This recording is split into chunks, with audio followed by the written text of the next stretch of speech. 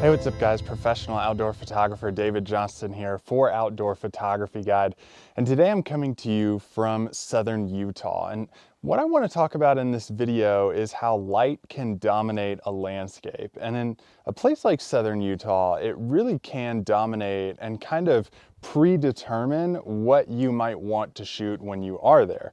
Now, that's not saying there's any room for movement in your creative vision, but understanding light can have a lot to do with how you compose a shot and how you frame up your subject, and also the direction that you want to shoot in any given time. Now, first, what I want to do is talk about the three types of light and what they are in relation to your subject. So let's start with front light first. In any of these situations, the type of light is going to be the source of light, which is our sun, shining on the subject. So if you're having front light, you're having light that's shined directly on the front of a subject. That could be lighting up a rock straight on the front of it, and that light source would probably be behind you in some direction.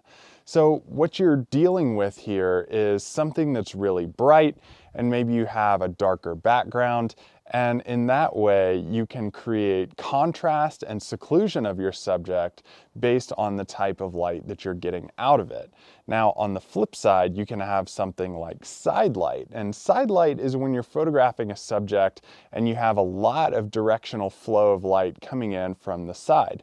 So if you're here, your camera's pointed straight forward, and that sun source is going to be on one of the sides. Now, this can have a really interesting impact on a lot of the subjects that you do photograph and kind of create like this side glow and interest level on the corners of the frames of your photograph too.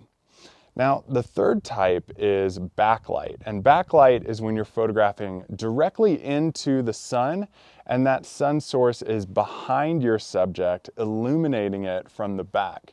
This can be one of the most difficult types of light to photograph because you are shooting directly into the sun. How do you balance the light in that situation? What I like to do is a variety of things. Number one, if it's easier to balance, let's say a more of a midday shot, you can just take one photograph and you're good to go.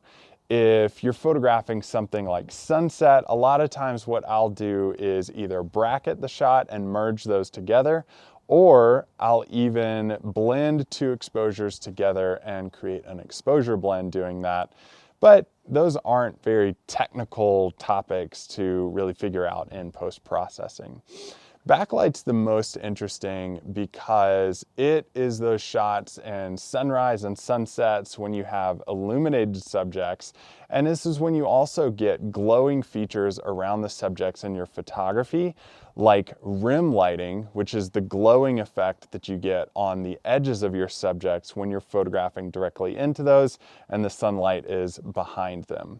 Now, that's not to say that you only need to photograph in these situations. Predominantly, what I like to do is photograph when there kind of is no light or there's diffused light on the landscape.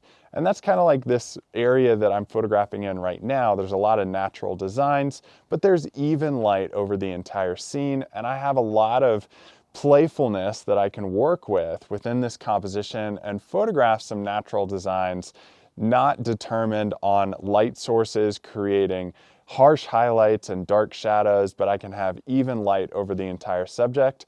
Honestly, diffuse shadowy light is my favorite to work with. Knowing all these are going to help you take better photographs, so I really hope they help you out and determine what your photographs can look like, and I know you're going to get better results understanding the types of light and when to photograph which one.